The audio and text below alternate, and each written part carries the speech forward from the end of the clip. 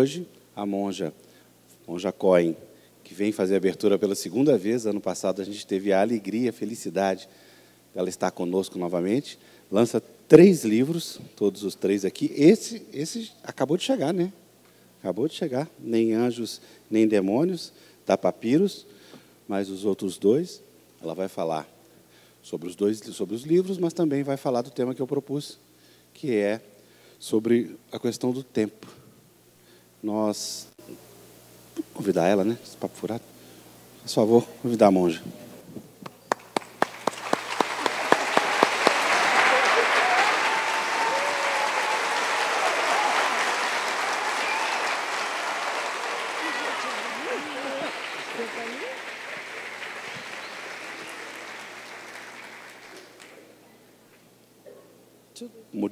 Vou mudar tudo, viu? Peraí.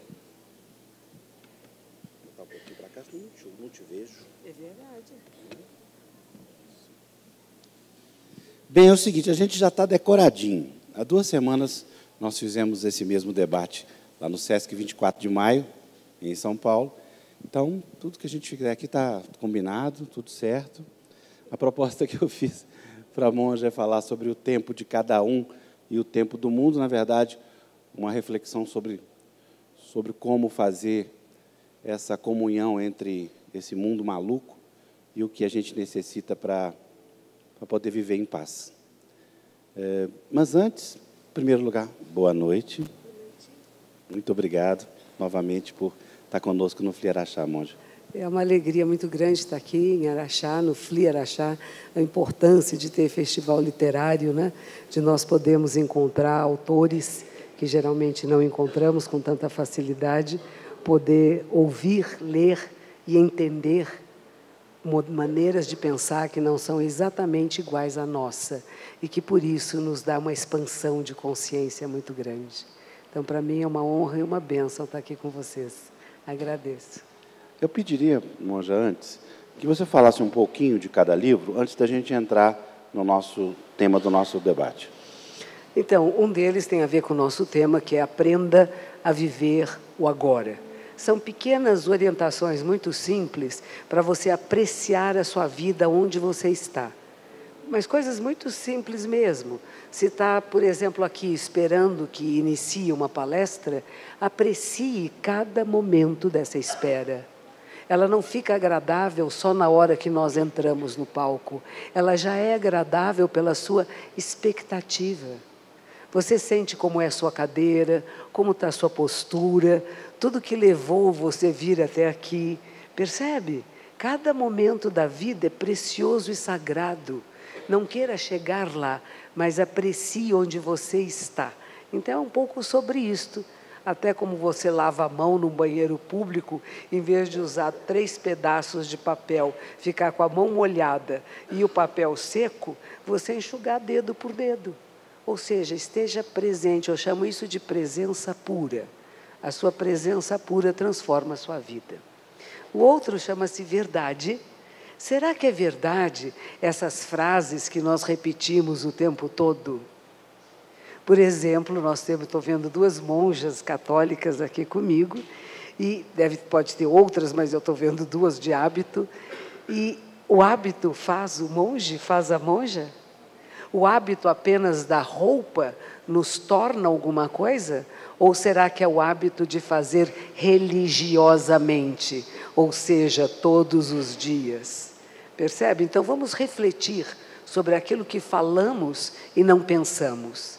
Eu acho importante que a gente desenvolva a capacidade de refletir, de pensar, de questionar e de discernir. Então, essa é uma provocação para que a gente faça alguns discernimentos sobre frases que repetimos sem pensar. E o último eu fiz com o professor Cortella, que é um filósofo lá de São Paulo, um professor de filosofia, acho que todos vocês conhecem, e foi uma sugestão da Daniela, da editora, que está aqui comigo, e nós nos encontramos para falar sobre virtudes e vícios. E nesse encontro, o professor Cortella, diferente dos outros professores com quem eu fiz livros antes, os outros professores, o professor Karnal e o professor Clóvis de Barros Filho, o professor Clóvis vai estar com vocês amanhã, nós conversamos por 4 horas. professor Cortella disse assim, 4 horas não dá, tem que ser 8. Então, tivemos 2 encontros de 4 horas para conversarmos sobre virtudes e vícios. Ele vai falar do ponto de vista da filosofia ocidental e eu trouxe um pouco do pensamento budista oriental. Existem filosofias orientais, existem filosofias budistas, escolas filosóficas que não chegam muito no Ocidente, mas que são bem interessantes. Eu trouxe alguns desses pensamentos, que nós falamos de paramitas, que seriam aquelas virtudes a serem desenvolvidas e que nos levam a atravessar o oceano de nascimento, velhice e morte com mais prazer, com mais alegria, contentamento e mais sabedoria. Então, um pouquinho dos 3 livros que esse ano saíram. Tem mais 2 para sair ainda, eu não sei o que aconteceu comigo, mas as editoras é que me pedem, juro, eu não vou atrás das editoras, elas vêm atrás de mim. Muito obrigado. Eu gostei daquela vez que a gente fez e que você fez um pequeno exercício. Vamos fazer? Monja vai fazer um pequeno exercício. Só uma pergunta, Tati, tem muita gente lá? Não? Está todo mundo ótimo. Monja vai fazer um pequeno exercício aqui, que eu tenho certeza que vai chegar aonde quer que a gente quer chegar, que é aprender um pouquinho. Então, nós vamos nos sentar da metade para frente da cadeira, os pés em paralelo no chão. Percebam que estamos sentados nos isquios, que são os ossos debaixo da bacia. Movimentamos um pouquinho o tronco da esquerda para a direita. É como um pequeno pêndulo, e nós vamos encontrar o centro de equilíbrio. Naturalmente paramos.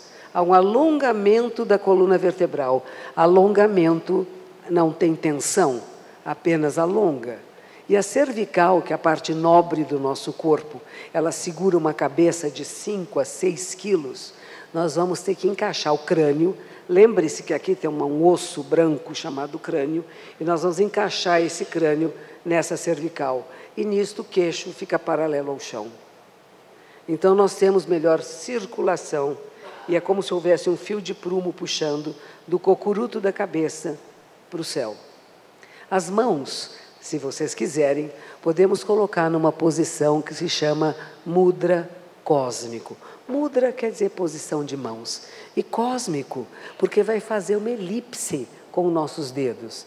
A mão direita vai embaixo, a esquerda vai em cima, a articulação se sobrepõe à articulação.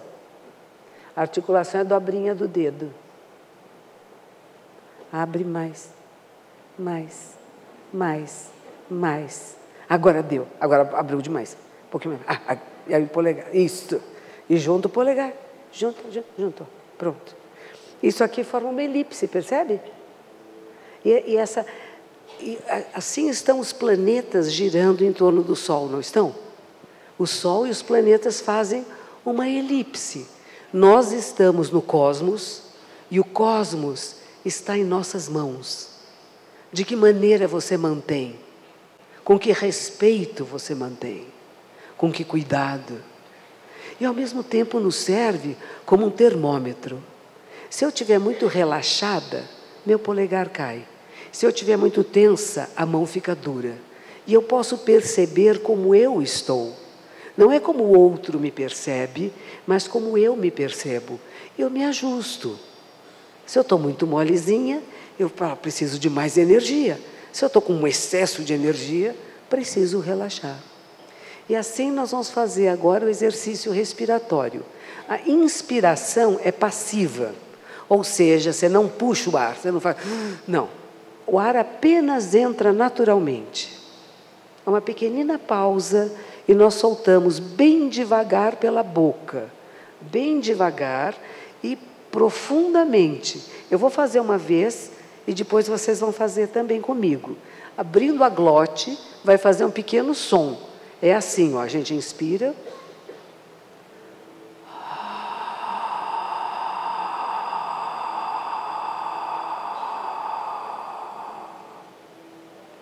Vamos lá? Então, inspiramos.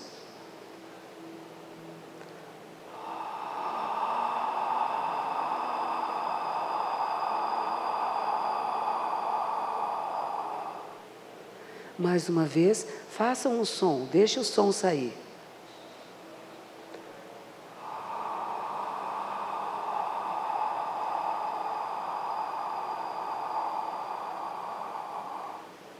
Fechamos os lábios e colocamos a ponta da língua no céu da boca, atrás dos dentes frontais. Ela só toca de leve.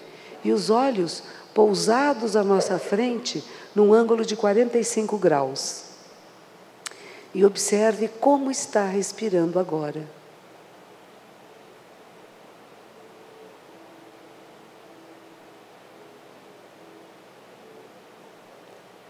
A diferença de temperatura do ar que entra e o ar que sai das narinas.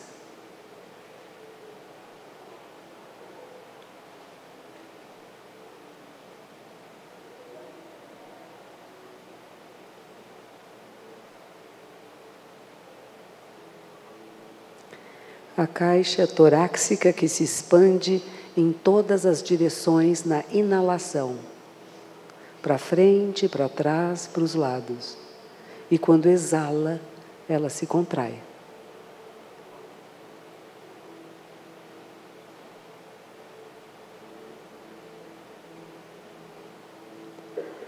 Sentimos a temperatura da sala.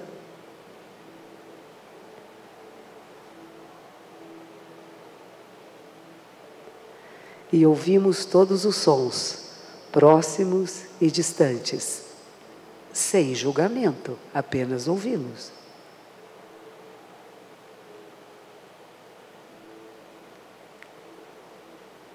Percebemos luz e sombra, os olhos entreabertos.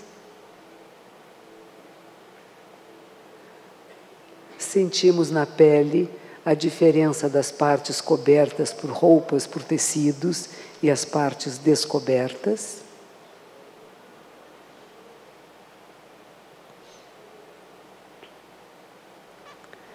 E observamos a mente. Há pensamentos? Não pensamentos? Sensações? Percepções?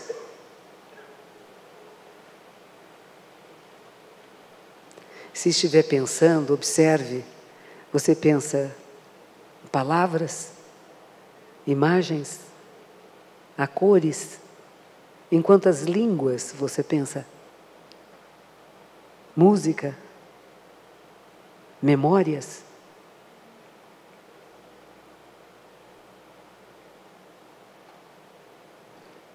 Mantenha a sua postura e volta a atenção à respiração nas narinas. A diferença de temperatura do ar que entra. Um pouco mais fresco. E o que sai? Um pouquinho mais quente. E podemos colocar as mãos palma com palma e agradecemos. Sempre agradecendo a toda a vida do céu e da terra que torna possível o nosso encontro. Afonso, que organiza a Fliarachá, para benefício, benesse de todos nós, e a todos nós que nascemos, chegamos aqui, tivemos pai e mãe, que tiveram pai e mãe, que tiveram pai e mãe, pai e mãe, pai e mãe. Deveria ter uma multidão no planeta, tinha menos gente lá atrás, porque eu adoro lembrar que nós somos uma única família, chamada família humana. Nossos ancestrais lá atrás, todos misturadinhos. Nós estamos falando sobre o tempo, eu vou deixar ele falar, só quero contar isso que eu gosto muito. Um fotógrafo inglês nos visitou aqui no Brasil, alguns anos, 2, 3 anos atrás, e quis fotografar o DNA brasileiro. Então ele pegou pessoas de toda a parte do Brasil, de diferentes etnias, nos fotografou com cotonete, tirou um pouquinho de DNA e mandou para os Estados Unidos. E eu fiquei muito curiosa quando voltou, e ele disse que este DNA que está aqui na frente de vocês, há 6.000, 7.000 anos atrás, estava no norte da África. Eu sou africana. Vocês não percebem, mas sou. Sendo africana, eu não só sou negra, como eu sou também árabe e também judia, entre outros tantos povos da África. Depois, atrás da caça, nós fomos para a Europa, e todos que vieram para o Brasil da Europa fizeram um caminho semelhante. Tenho 57% de Península Ibérica. Meus avós vieram de Portugal. Mas eu tenho 1% de sueca. Também minhas madeixas loiras. E depois, esses meus ancestrais resolveram ir para a América do Norte. E na América do Norte se misturaram com um povo que estava vindo da Ásia e que vão fundar os povos indígenas norte-americanos. E alguns deles desceram e formaram os povos indígenas da América do Sul. Ou seja, o DNA é uma mistura de todos esses povos. Como é que nós podemos falar de raças? Há diferenças culturais, sim. Há diferenças fisiológicas, sim. Não há dois seres iguais, mas nós pertencemos a uma única família, a chamada família humana. E por isso nos reconhecemos semelhantes, não iguais. E agora nós vamos falar sobre esse tempo, não é isso? Não é essa a ideia? Antes, vamos fazer ventar um pouquinho na monja?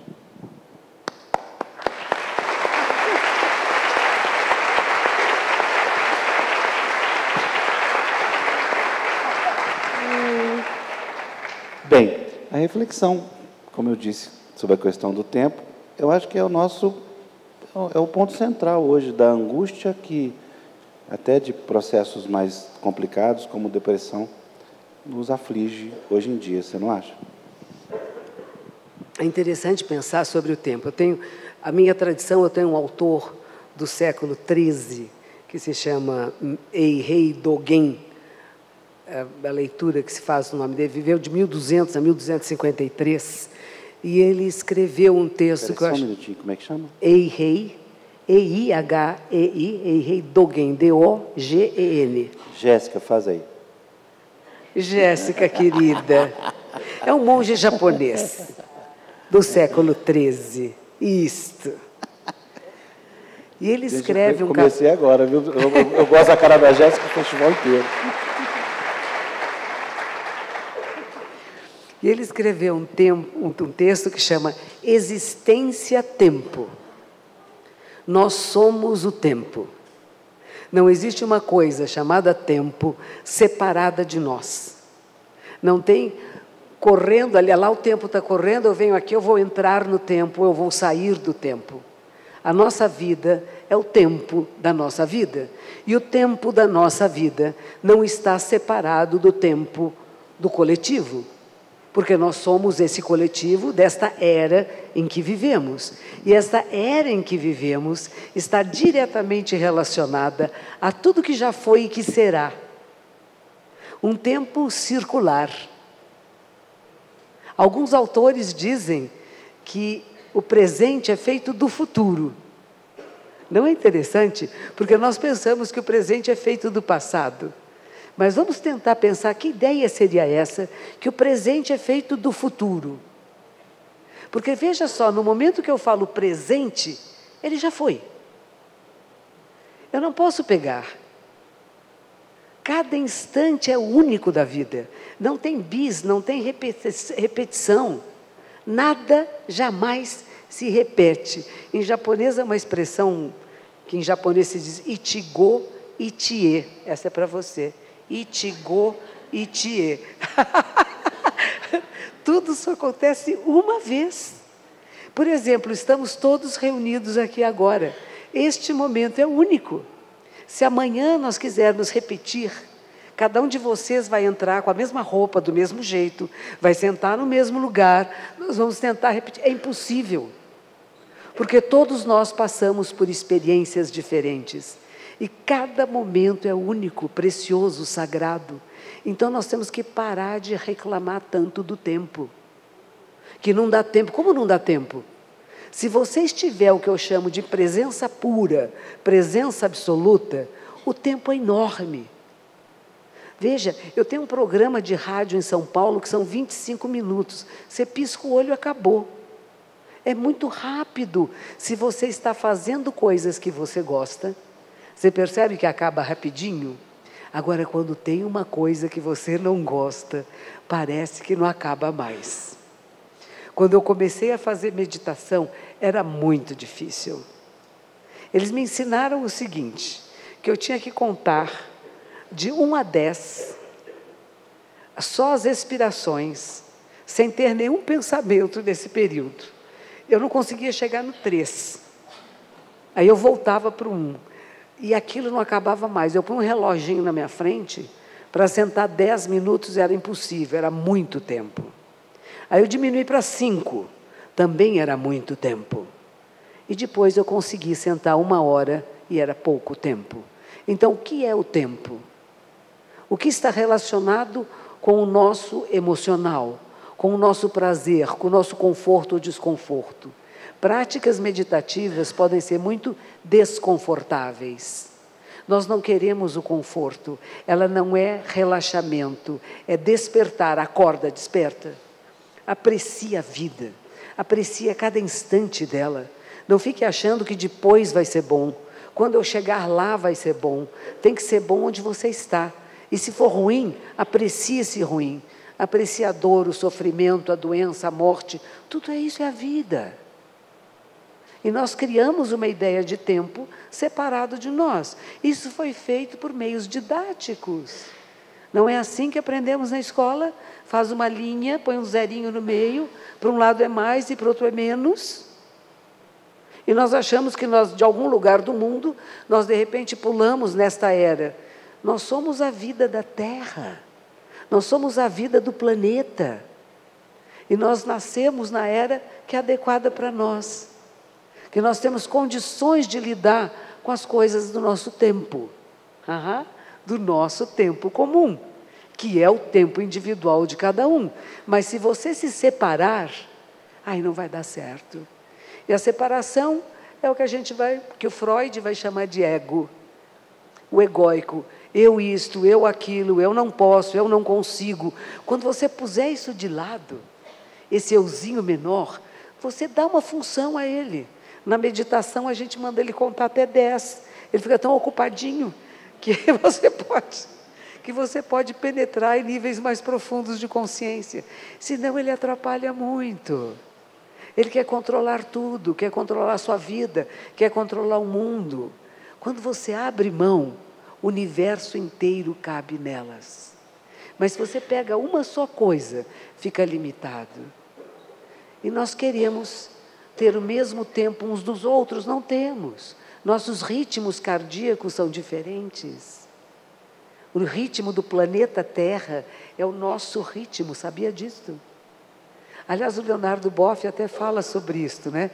Que talvez a Terra esteja mais rápida e por isso nos dá a sensação que não está dando tempo, porque o tempo que dava há um tempo atrás não é o tempo que dá agora. Parece que temos menos tempo para fazer as mesmas coisas que fazíamos antes. Mas para mim isso é falta de atenção. Se você está presente, atento, atenta no que está acontecendo no momento, você vê que esse momento pode ser enorme. Mas se você está fazendo de qualquer jeito, estou aqui falando e pensando no que vai acontecer depois, eu não tenho a presença pura. E a presença pura é você e o seu tempo pessoal e o tempo social, coletivo, em união. Não em briga, não em luta. O Karnal, que é um autor também, que eu fiz um livro com ele no ano passado, ele diz uma coisa muito boa, parece que foi a mãe dele que ensinou para ele. Diz assim, quando você começa uma frase dizendo, eu acho, eu penso, a mãe dele diz, então isso é problema seu. Mas se você começar, nós, ele diz assim, então nós podemos discutir o assunto porque é conosco. Percebe? Essa pequena diferença de quando eu me coloco separado. Eu não conheço uma tesourinha que vai me recortar da realidade e dizer, aqui estou eu e aí estão vocês. Como se eu pudesse me separar de vocês de alguma forma.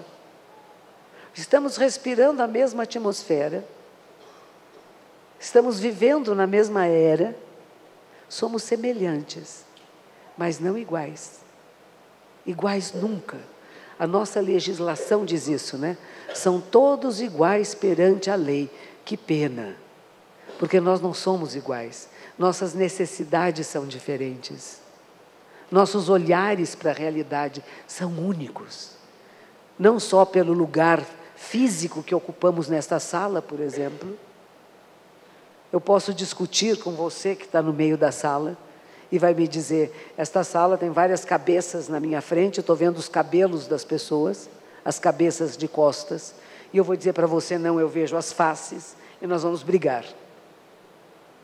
Porque o meu ponto de vista é o certo e o seu ponto de vista é o errado. Mas quando a gente abre essa nossa capacidade de olhar de onde ele está vendo e por que vê assim, que interessante. Outra coisa que o professor Cortella falou esses dias que achei muito bom, ele disse, eu posso compreender uma pessoa que tem um pensamento nazista, mas eu não preciso aceitar. Eu posso compreender pessoas que pensam de maneira muito diferente da minha, mas eu não aceito que isso seja posto em prática. Eu posso compreender feminicídio. É um grande assunto do momento. Quantas mulheres são abusadas e mortas pelos seus companheiros? Agora, vamos lembrar como é que faz o casamento. Vamos começar por ali. Na hora do casamento, a mãe traz o noivo até o altar. Ela não entrega para a noiva, nunca.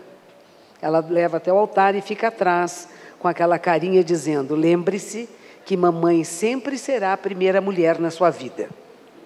A outra é a outra. Aí vem a noiva com o pai, que com grande alegria se livra daquele problema que é cuidar de uma mulher. Então ele vai passar esta mulher, a filha, para o marido, que agora é sua responsabilidade. Ou seja, vocês sabiam que aquele preceito cristão de não cobiçar a mulher do próximo era não cobiçar a mulher, as terras e o gado, que são a propriedade do masculino. Então, o masculino, que por séculos foi treinado a ter mulheres como sua propriedade, que como gado, se não obedece, a gente põe um anelzinho aqui no nariz e puxa. O que os homens fazem, ou têm feito, e acharam que era seu direito, tratar as mulheres como trataria o gado. Se você não vem e não faz o que eu quero na hora que eu quero, eu tenho direito sobre você. E nós mantemos isso, hein? Nós não mudamos isso. Uma coisa que eu gostei muito de casamento japonês é que os noivos entram juntos. Não tem uma pessoa dar para outra. Não tem dar. Não é propriedade de ninguém. Então, se nós não mudarmos, e temos que mudar esses padrões que são muito teatrais e rituais e que mantêm valores muito antigos. As mulheres começaram a trabalhar. Começaram a ser provedoras da casa. O que faz esses meninos que foram treinados a ser provedores? Eles ficam com raiva. E se a mulher se nega a uma relação sexual, nossa, vai apanhar, porque é minha. Então, se nós não mudarmos tudo isso, o feminicídio vai continuar. E é uma mudança cultural, educacional, de olhar, de percepção da realidade. Ainda há países no mundo em que mulheres não podem ler, escrever, não podem dirigir carros, andam de táxi no porta-malas, porque não podem estar num veículo com um homem. Então, existe muita coisa ainda a ser feita para que não haja mais feminicídio. E é uma educação, e é cultura, e é o novo modelo da mulher e do homem nesta era, que é o nosso tempo. E aí nós vamos falar de novo do tempo. Quem está vivendo um tempo medieval vai querer bater e matar a mulher. Quem saiu do tempo medieval, que chegou numa nova era, sabe que se a mulher não quer você agora, que bom, a fila anda. Outras chegarão. E não precisa ficar maltratando esta que está do seu lado. Então nós estamos vivendo uma era diferente. E por isso é complicado a questão do tempo, de novo, porque simultaneamente há pessoas vivendo em eras diferentes, com padrões diferentes. No Canadá, na França e agora um pouco aqui no Brasil, homens que são agressivos com mulheres são levados a tratamentos psiquiátricos, psicológicos, porque eles estão desadaptados ao tempo do agora. E eles precisam entrar nesta realidade e não dirigir a sua agressividade à sua companheira. Ou a pessoa com quem trabalha junto, tem abuso moral nas áreas de trabalho, né? Então, tudo isto tem a ver com o tempo. Que tempo é este que você vive? Você vive o tempo de que a mulher serve o homem o tempo todo? Eu falo para as meninas jovenzinhas, quando o namorado chega em casa, que gostoso, ele chega, senta no sofá, não é namorado mais, né? O ficante. O ficante chegou, sentou no sofá e você pergunta, quer um copo d'água? E ele disse, sim, quero. Você diz, ali tem, vai buscar e traz um para mim. Porque aquele primeiro dia que você levantou, pegou o copo d'água e trouxe, está condenada. É para o resto da vida. E aí não reclame. Porque no começo que está muito apaixonada, né? Ai, que delícia, meu amado, faço tudo por você. Vai mudando, sabia? Casamento é gostoso, muda. Aí fala, trabalhei o dia inteiro, fiz comida para as crianças, limpei a casa, limpei o chão, dei banho, fiz isso, fiz aquilo. E o marido chega em casa, põe as pantufas, como dizia minha avó, as pantufinhas, e fica lá sentadinho, dizendo, traga isso, ainda reclama da comida. Que delícia! Mas você criou esse personagem. Permitiu-se juntos. Então, se queremos transformações sociais, este é o momento de fazê-la. É em cada momento da sua vida. E não é com raiva, com tristeza, nem com agressão. É com ternura. É com amorosidade, com leveza. E assim, nós vamos mudando o tempo de cada um, de acordo com o tempo maior, que é o tempo da nossa nova era. Estamos entrando agora na época da inovação, que não é mais só informação. Temos inteligência artificial maravilhosa, que chegou aí, pode, como tudo que existe, é uma faca de dois gumes. Ou ela vai melhorar as nossas condições, ou nós vamos ficar dependentes e insuficientes. O que você escolhe? E é isso que eu e o professor Cortella falamos muito nesse livro. A escolha é sua. Você não é nem anjo, nem demônio. Qual é a sua escolha de vida?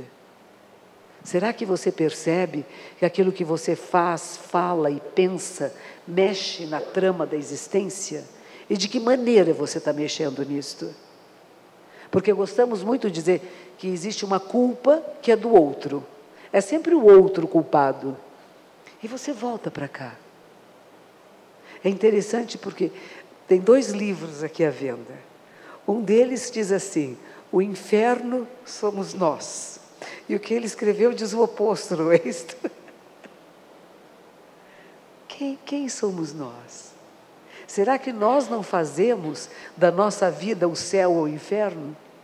Mas eu quero culpar o outro. Eu estava tão bem, estava tão alegre, cheguei em casa, uma pessoa me incomodou tanto, eu fiquei com tanta raiva, fiquei tão brava, e a culpa é dele ou dela que me provocou. Não, a raiva existe em mim.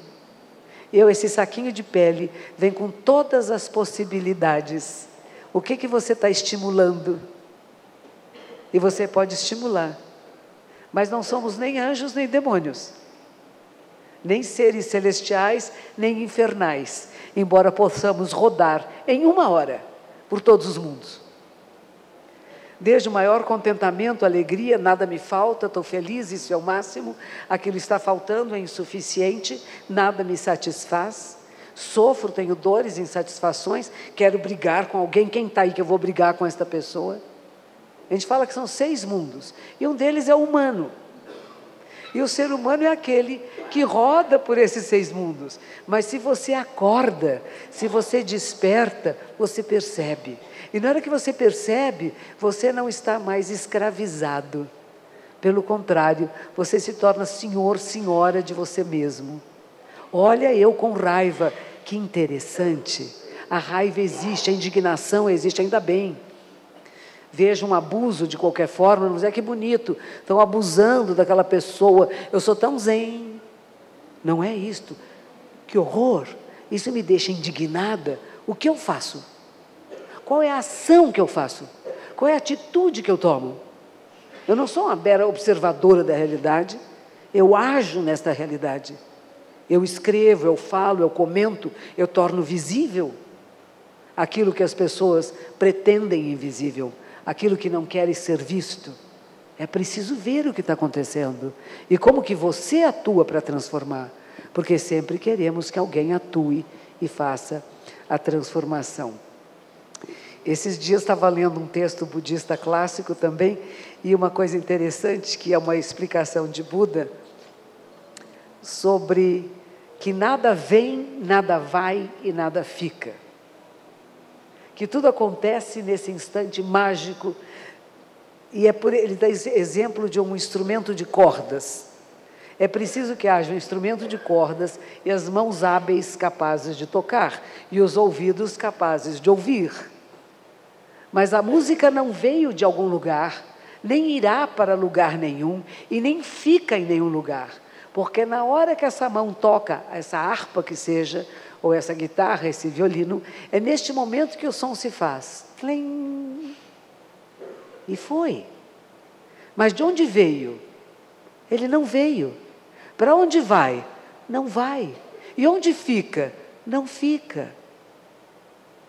Isto é uma descrição da vida, de nós todos.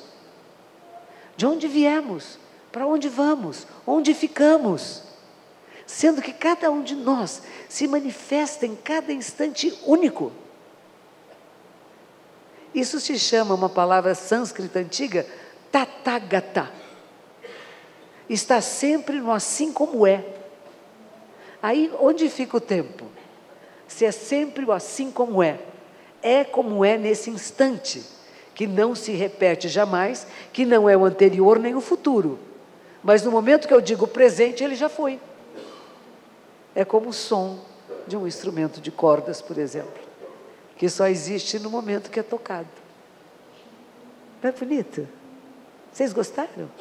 Vocês estão muito quietos.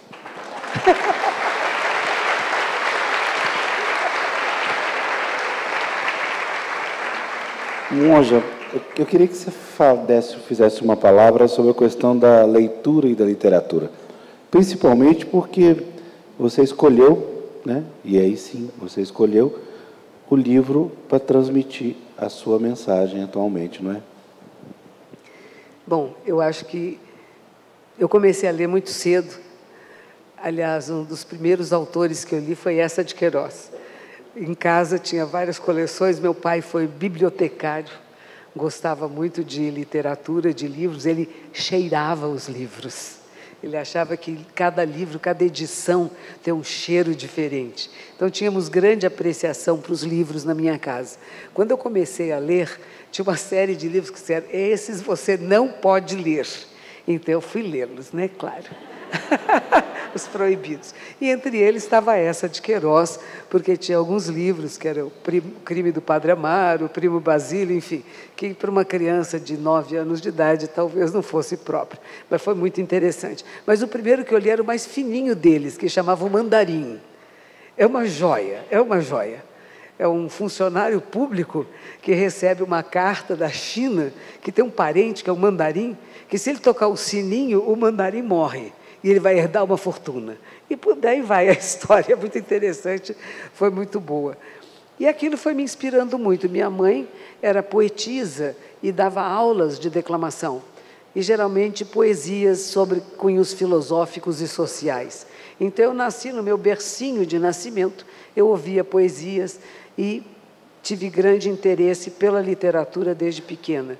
Mais tarde fui trabalhar no Jornal da Tarde, que é um jornal lá de São Paulo, que já faleceu, mas foi muito bom, e nós, da redação, comentávamos muito sobre literatura, líamos muito, e dávamos muita apreciação a quem era capaz de um bom texto. Então, pegávamos os livros e comentávamos, declamávamos poesias uns para os outros, e havia muita gente de Minas Gerais. E a gente brincava que os mineiros tinham uma capacidade literária muito grande, que talvez influência das montanhas. Cercados de montanhas, entraram mais na introspecção e na capacidade da expressão literária. E que eu acho importantíssimo. Quantos autores e formas de pensar eu encontrei na minha vida, porque eu fui capaz de lê-los. Quando eu era muito jovem, eu me questionava muito qual o sentido da vida, o que estamos fazendo aqui, para que serve esta existência? Deus existe? O que é Deus? Aquela imagem do Vaticano de um senhor barbado, forte, musculoso, que põe o dedinho assim, que nem um ET para Adão, que é outro homem forte e musculoso. Que conceitos são esses? Que ideias são essas? E aí eu fui através da literatura, eu li muitas coisas, eu lembro de ter lido Nietzsche, eu lembro de ter lido Bhagavad Gita, eu lembro de ter lido os Vedas, e eu fui procurando em caminhos diferentes, em autores diferentes, que eu nunca poderia ter encontrado, mas que deixaram para mim o seu legado, a sua forma de pensar, o seu olhar para a realidade, que foi causando uma expansão na minha consciência. Tive a bênção de trabalhar como jornalista e entrevistar pessoas de todas as classes sociais, de todos os grupos sociais. E, de repente, essa expansão se torna muito maior. Não é os valores do meu bairro, da minha casa, da minha cidade, mas do mundo. Então, é uma importância tão grande a literatura. Há um tempo atrás, uma senhora me passou um filme na casa dela chamado A Costureirinha. Era um filme passado na China comunista, onde eles tinham queimado todos os livros. E tinham 2 irmãos, um acho que era médico, outro dentista, que foram levados para o campo para trabalhar na roça. E lá eles levaram escondido 2 livros. Eles tinham 2 livros escondidos nas roupinhas deles. E eles ficam amigos dessa moça, que é uma costureira, e ela pede a eles que a ensine a ler. Ela lê. Os livros eram produto proibido, era o mercado negro, era passado escondidinho. E ela se transforma completamente. A grande expansão de visão da realidade, que era tão pequena, tão restrita, apenas aquela área em que ela vivia, e a sua maneira de ser e ver o mundo, que de repente se expande. O livro é uma joia, o filme é uma joia, chama Costureirinha, e se passa na China comunista. Quer dizer, para que... É chinesa. É um filme chinês, né? A menina é chinesa, é do interior da China. É uma joia. O que a literatura faz? Ela nos abre portais que às vezes nós nem sabemos que existem em nós. E a gente pode discutir, conversar com os autores. Não é só ler, não, você discute, pensa. O que eu gosto do mestre Dogen, que eu falei antes, ele cita inúmeros autores budistas e monges do passado, mas ele discute com eles. Ele fala, fulano disse isso, mas eu não concordo. Fulano disse aquilo, também não concordo. E o que você acha? E o importante é isso, o que nós achamos? Daquilo que nós lemos, vai nos transformando. Vai nos transformando, você nem percebe. Hoje no carro estávamos conversando juntos sobre isso, não é? E ele me disse, como é meu seu nome? Dino. O Dino contando, quando tinha 17 anos de idade, leu um livro chamado O Muro, do Sartre. Ele disse, eu não devia ter lido aquilo com essa idade. Me deu um choque tão grande. Não posso confiar no ser humano? Será que não podemos confiar no ser humano? Por isso que eu digo, os nossos livros não são só para concordar com o autor. Você pode discordar dele. Você pode dizer, não, cara, você está errado. Eu não concordo com o seu olhar. Percebe? Mas é preciso conhecer esses outros olhares.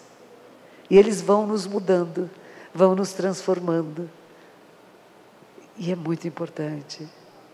É muito importante. Eu espero que vocês gostem muito de livros. E que vocês gostem de livrarias. e que a gente possa pegar no livro, que é gostosinho. Papel ainda é bom, ainda temos árvores, e não estamos acabando com as árvores para fazer papel. Eles são recicláveis também.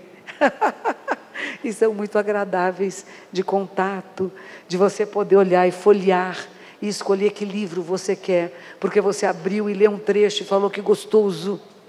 Não é bom isto? Então eu espero que a inteligência artificial não tire de nós completamente os livros, a arte, as imagens, as nossas maneiras de comunicação, que são transformadoras, não só do indivíduo, do ser humano, mas da sociedade. E eu acredito nisso firmemente, que nós mudamos, e não são partidos políticos, sistemas econômicos e sociais que vão fazer a grande mudança. É cada um de nós, corresponsável pela realidade em que vivemos.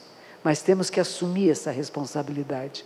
É nosso direito e dever de nascença acordar, despertar e viver com plenitude, com excelência. Não pensando no o que é bom para mim, mas o que é bom para nós. Sem guerras, sem violências, sem armas, com mais amor.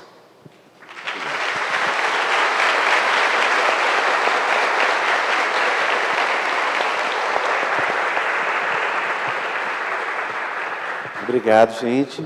A monja está à disposição de todos. Daqui um pouquinho, lá na livraria, para autografar para todos que quiserem comprar o livro. Muito obrigado.